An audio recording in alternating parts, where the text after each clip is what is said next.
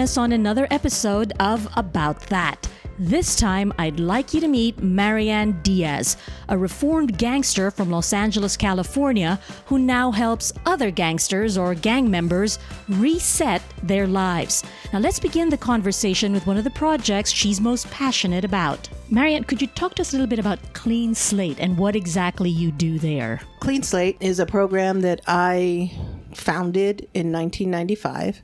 I founded it because I'd worked for the county as a gang intervention worker, and at some point I felt that while it is great to orchestrate peace, it doesn't last. So I started thinking about how it might be more helpful to work with individuals and deal with whatever is causing them to be violent. So I had my own issues with violence, so I had some insider knowledge about it.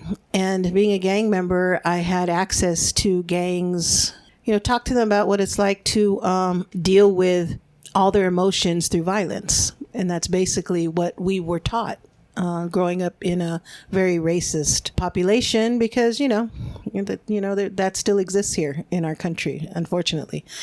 And I had a lot of tattoos when I got out of prison. I did 4 years in prison for gang-related activity. And when I came out, although I had a really good job with the county, I wanted to launch into something different. And it was more difficult finding work when you're tatted on your hands and fingers and stuff. Right.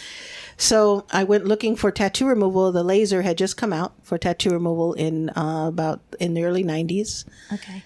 And my quote was $10,000 to get them off. Wow. How many tattoos did you have at that point? About 20. Okay. And so what I thought of is I met somebody through a friend who he was a surgeon and he had a laser, and he said, I have to do this as a community service. And I said, no, I want to pay you something. I'm not trying to get anything for free. I don't want you to tell me you did it for me. I want to know I did it. And so we worked out a payment schedule, about $200 a session. And, I had a job. I could pay it. I saved for it, gave up some things to do it. And so it helped me launch the tattoo removal portion of Clean Slate. And that is what funds our other programs. People pay for their tattoo removal, but they pay on a sliding scale based on their ability, where the tattoo is, if it's facial, on their hands, neck, things that keep you from getting work. If it's a hate tattoo, we definitely want to help them get it off.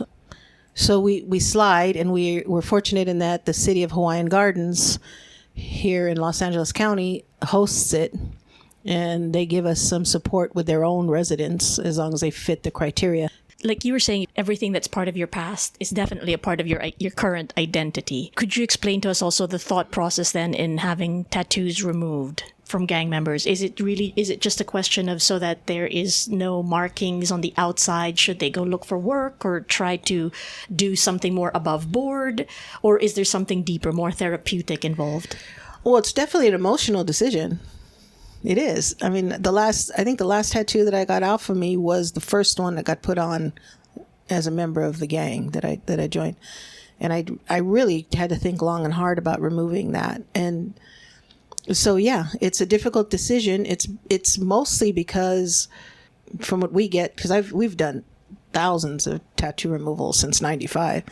The common thread is that it's still important to them, but now they have children, or now they have a job, they're going to college, they're doing something different. Society doesn't change how they see them. And other gangs don't change how they see them. If you have your hood on your neck or your forehead or your cheeks or your hands, I mean, that person may not be in a place yet where they're evolving towards a peaceful life. So they see you as an enemy. So they want to avoid some of that. They're tired of going to jail, tired of getting hurt, going to the hospital, just all those things. And they want something different for their kids. I have not run into, I ran into one, which I still think is crazy, but any gang member who has kids who wants their kids to be in a gang. They say that it's generational. It is, because kids see their parents and they emulate that. Right. But I don't believe the parents are saying, you need to be in this gang. I think it's unavoidable. Kids do what they see, not what you tell them. How bad or how prevalent was the issue of the gang violence back then? Bad. Has it diminished? Sometimes. It goes up, it goes down. In those days, it was, I mean, that's why they started the gang service, because it was so intense. The amount of homicides were enough that they tried an idea that was really controversial, using gang members to go out and work with gang members. What made you feel compelled to join a gang? Was it something that had to be done? Was it a rite of passage? You had to be part of a group like that growing up? It's interesting because there's a lot of reasons why I joined the gang. I felt in some strange way that it brought me closer to a culture that had been kind of shamed out of me, being born here in the United States, and my parents were immigrants. They're from Mexico, and I'm 58, so you got to think about the time. It was in the 60s. So at that time, going to schools, and a lot of them, when my father tried to move into a whiter school, he felt it was a better school, which was traumatic for us because the whiter school didn't like us much. And, you know, I was just thinking about this the other day, that in kindergarten, my first language was Spanish. And the teacher punished me every time I said something to her in Spanish and made me take a nap.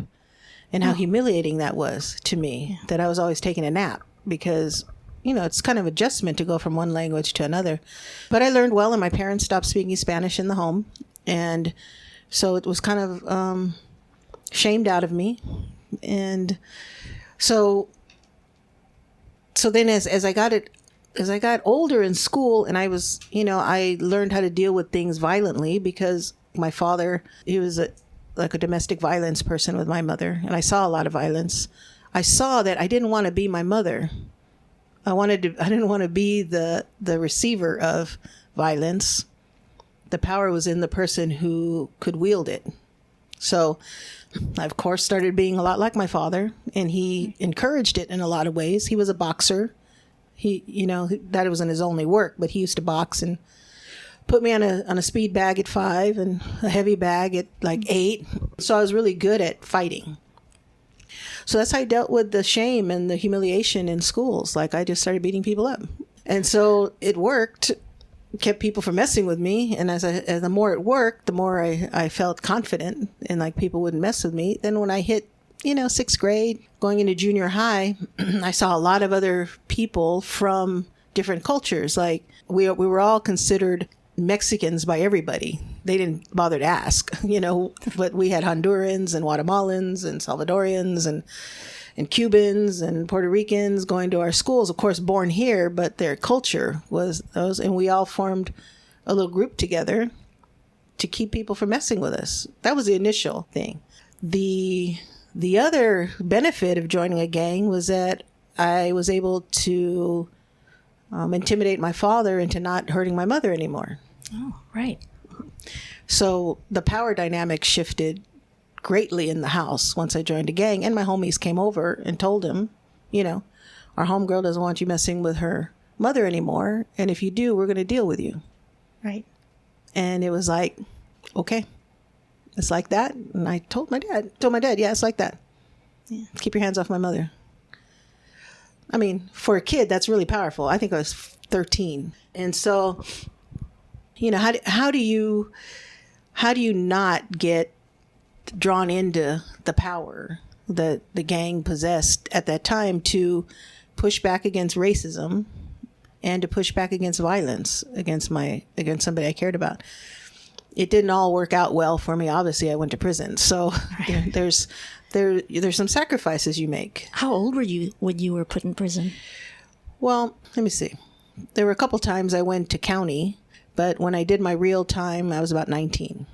Yeah. I came out when I was 22. How did that time in there change you?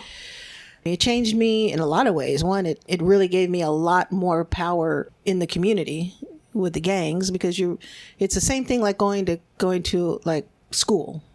You know, if you go to the county, it's like you went to, I don't know, like a community college or something. But I went to the state, I went to the penitentiary, and that gave me like, you know, a 4-year degree with the gangs, you know? And so, and I learned a lot in there. I learned a lot about who I was and who I wanted to be. I had time away from the influence of the street, and I met a lot of women who were much older than I was, who were there like for their whole life.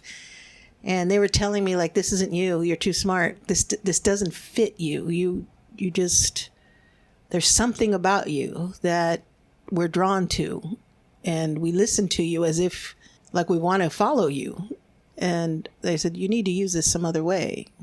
So, and I also had a deputy sheriff who was the one who arrested me all the time. And all the time, so you had like frequent flyer points. Yeah, okay. yeah. And he knew there were several times that he would catch me with some drugs and he would throw them out. And he said, just go home. Or he'd catch me drunk and he'd say, look, I'm going to give you a ride home. Because he knew me prior to, my mother was diagnosed with cancer when I was like 12. And before that, I was a different kid. When I heard that, I just felt like God was really like an ass. Yeah. Yeah. Like she's already being brutalized by my dad and now you're going to do this to her. And I just kind of lost a lot of that tender part of me. It was gone and he noticed it. I had a nickname in the gang and most people thought that was my name. Which was? Malita. And they thought that was my name. I mean, even like little bad girl, right? Even some teachers called me that. They thought that was my name. But he always called me Marianne. And he said, I know who you are. And that made a difference for me. He helped me get the job at the county as a gang worker. I'm still in touch with him. We still talk. He is so like blown away that what he saw in me was nurtured at some point. Were you deeply involved in drugs when you were put in prison? No, I didn't really do drugs. Okay. So it wasn't like you had to go through any kind of physical rehab or anything like I didn't that? really do it. I drank a lot, which is a drug. I drank a lot, but I didn't like get hooked on anything. I smoked pot kind of like everyone else did and tried a lot of stuff, but never really got like hooked onto anything other than alcohol. I don't drink now. Right. So they put you in prison for like actual crimes. Attempted murder. Gang related. I mean, I wasn't by myself. There were like 8 of us. Were you, you were all put in prison? Yeah. Did they all go through the same kind of spiritual or renewal or conversion, as it were, mental conversion while they were in there? I don't think so. I know one did. He's now this big real estate agent. And some of us, I mean, it's interesting because I don't think people know that as much, but there's a lot of gangsters that are in big places that just, you have a past. You make whatever you learn from it work for you. And you came out of prison doing this gang work with the county. Yes. Why did you want to do that? I didn't. I didn't know that it was something that was possible until his name is Deputy Bell at that time. He's Ken Bell. He sent some people to me. I had been out for 2 weeks and he sent somebody to my sister's house, which, I didn't have anywhere to live. So I lived with my sister. Sent 2 people there and they were wearing these gang intervention jackets. It was youth gang service stuff. That was what it was called, Youth Gang Services. And it was a program of the probation department through the county. And they said, we're picking you up because you have an interview. And I didn't even know what the hell they were talking about. And they said, Ken Bell sent us. And I'm like, okay, like, what am I going to be doing? They go, just, let's go. So I went with them. We went downtown, met with the executive director and the assistant director of Youth Gang Services. It was an $8 million program. And they interviewed me and asked me some really interesting questions that I didn't think they were going to ask me. Like, so, like, what do you think about if you found somebody with a gun? A gang member with a gun, would you turn it in? And I said, no. And they said, what do you do with it? I go, well, I'd ask them to kind of like, talk to them about what that means. If they get caught with it, it may have been used in other murders, maybe this and that. It's not a good idea to be rolling around with a gun. And like those kind of questions and the answers I gave, I thought would definitely not get me hired, but they did. And they said, okay, well, you start work tomorrow. And I was like, what? And at that time, it was maybe in 1983, 84. And they started me out working. This really blew my mind. Okay, we're going to start you out at $1,800 a month. I mean, I'm like, what? Yeah. And they said, and here's your badge, and here's this, and here's that, and we want you to create peace. And I'm like, well, that's going to be really interesting. Because they put me in my same neighborhood that I grew up in. But I had 8 other people working with me. So the concept was amazing. And today there's like gang intervention workers all over the state, right? And now they have a certification type thing that they do. But then it was like we were learning how to do this thing And what was the goal of doing the gang intervention work? Was it to get people to not pit themselves against other gangs? Yeah, it was to create truces. And what's interesting is like in that year, I think in LA County, there were over 300 or 400 homicides, gang-related homicides. Wow. After the third year I was there, I think it was the first year in history that East LA had 0 homicides, because everybody was coming to the table, to have talks, because a lot of violence happens through misinformation. So we were kind of like the information people, and we would bring the main guys together, and a lot of the violence that happened was done by younger members who didn't understand what it meant to the gang as a whole. And you're still a member of a gang at this point. Would you consider yourself? Yeah, I consider myself like an alumni.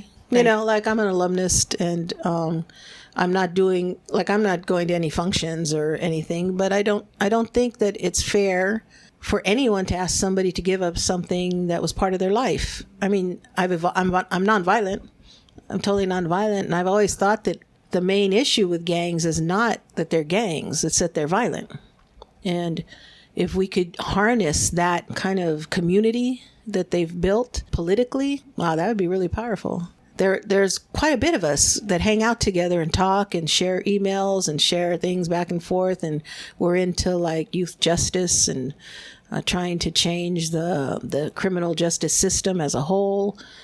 Here's an interesting fact. To me, this is interesting. So I did some time for something I didn't do. I was arrested for something I wasn't even anywhere near what happened, but I was arrested and I was tried by a jury. But when I looked at that jury, I knew I was going to jail, because the jury was all white and I was all tatted up, tattoos, gangster, So as soon as I hit the door, I knew on their faces that I was going to jail. Like they found me repulsive and scary. So then I started thinking, man, that's interesting, because we're not judged by our peers. Because once you become a felon, you can't serve on a jury. So in one way, I get those notices like, the jury selection thing, and I have to mark that I'm a felon, and they say, no, thank you. So I never have to miss work for it or anything like that. But also the bigger picture is that the people who are judging those who live I'll call it a hood life, or an underground economy life, or any of the lives that don't seem to fit mainstream society, well, they don't get judged by people who understand. Well-fed and well-housed people might be the ones sitting there deciding whether or not you're going to prison. And you might have done something just out of necessity. Do you find that the external circumstances that led you to be part of a gang still exist then? And that Absolutely. Right. So not much has changed then. Oh, no. I mean, look what's happening today. I mean, come on. I think it's always been there. Everyone couldn't see it. It's been brought to the surface. The racism that still exists and the hate towards people of color, particularly African-American males, I think more than anything else. Latinos, I mean, now with the immigration thing, like trying to just attack immigrants from, South America, Central America, any Latin American country. I mean, that seems to be the bigger target. Muslims. I mean, it's all this hate generated stuff that has made it, I mean, it's always been there. It's just now it's like it's something that everyone can see now. Before it was just the people who were the recipients of it. Right. Now it's people who I can't believe that they're saying this in public. Well, we heard it. What do you think it would take then to change that? Or to open up a dialogue or a conversation amongst these many groups then, these tribes? Well, now I'm not as focused on gangs. I'm focused on oppressed populations. That's my focus now, is oppressed populations, and the bridging of those with privilege and those without, and hoping that those with privilege will start to use that privilege to impact the lives of those without. And that includes gang members. That includes the homeless. That includes LGBTQI. Wider tribes, right? A wider tribe of people. But my heart always will be there for the gang member who's misunderstood in most ways and was not given the ability to have other resources. Like, had I grown up in a different place and time, I might be the head of a huge corporation because I know how to run things. I know how to run things. I know how to organize things. I know how to get people to support my efforts because I'm sincere about them. It isn't like I'm doing this because I just feel like it. It's because it's a core of my belief that justice is what's lacking in this society. And the only way it's going to become something that is noticed as a problem is if white people start saying it's a problem. Because people of color have been saying it's a problem for centuries, and nobody listened. Very few did. I got to give some people some credit for that. But now, like, I'm in therapy land. That's my thing. I'm a therapist. I'm in therapy land. I can't get licensed because I'm a felon. Are you, really? Ever. Okay. But I work at an agency that believes that shouldn't be the criteria for people to work in this agency. They don't take government money, so they're not bound by anything. But I run this department, this outreach department. I run it very similar to a gang. I mean, there's no doubt. My counselors know we're in a gang. We're in a therapeutic gang, and they go out to communities. Like, we have a whole department. We're in Watts. That's why I wanted to do our first attempt at bridging cultural ideas. Like, I have a lot of white counselors out there, white therapists who are out there with people of color. And what's amazing is that the people that I've sent out there are pretty open about their privilege, and that they know that life is just different for a person of color. And that's really nice for a person of color to hear from a white person. Because usually people say, "Oh, we're all the same." Yeah, okay. Yeah, okay. That for you, it's easy for a white person to say that we're all the same. Do you feel that people will always have this need to be part of a group, regardless? People in general? Yeah, I think we all do. I mean, look, just the way our society is built. Like, you choose a certain university, you'll always be part of that university. You will probably give money to it the rest of your life or root for the team, Law enforcement, they're set up exactly like a gang. I mean, the U.S. government is a big gang, with somebody at the top that really freaks me out. But, it's been a really freaky roller coaster lately. And we operate. I mean, how does the United States operate? Like a gang.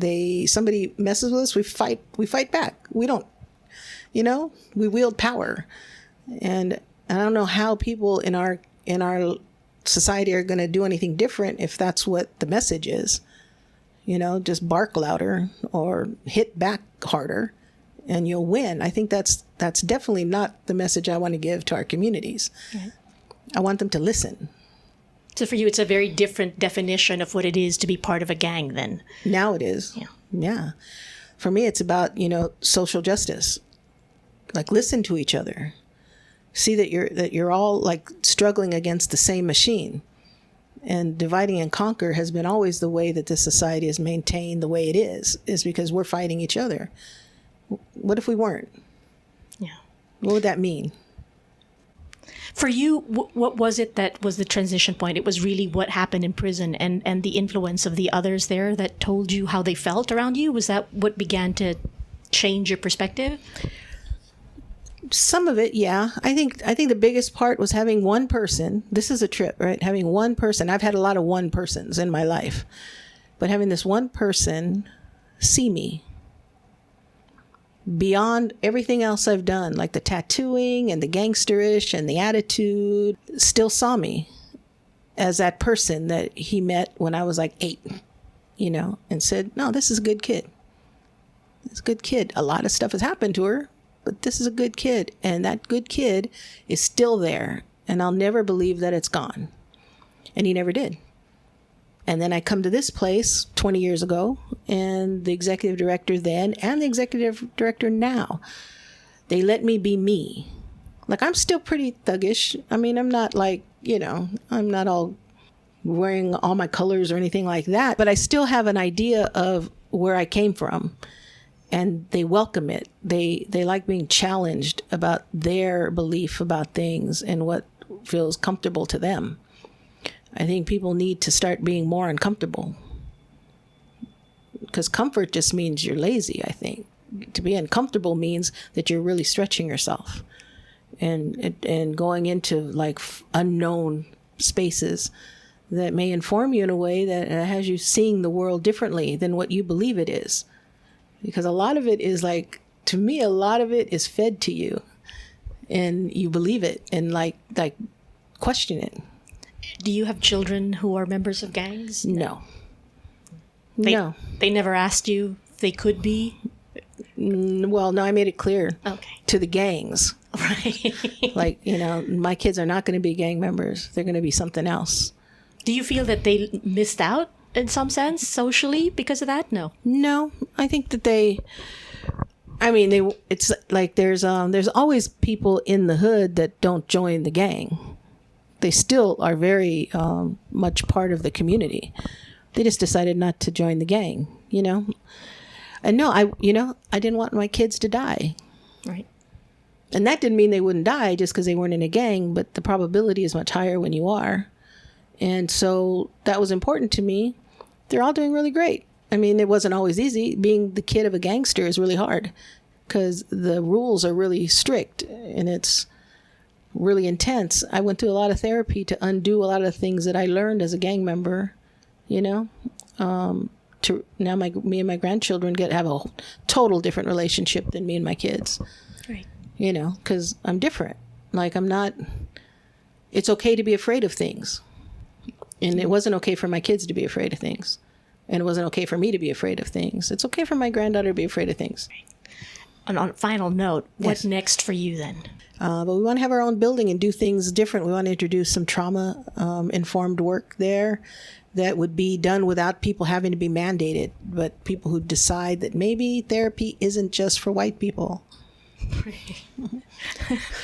That is true. Do you know what I mean? Yeah. And maybe it's not just for white people. Maybe it would benefit us in some way. Maybe our kids would stop going to prison if we could like know how to have a conversation that isn't it's all fear generated, but there's a different way to have a fear generated conversation than to be angry. Yeah. So Marianne, thank you very, very much for this This very was great. insightful, thoughtful conversation. Ladies and gentlemen, Marianne Diaz. Thank you.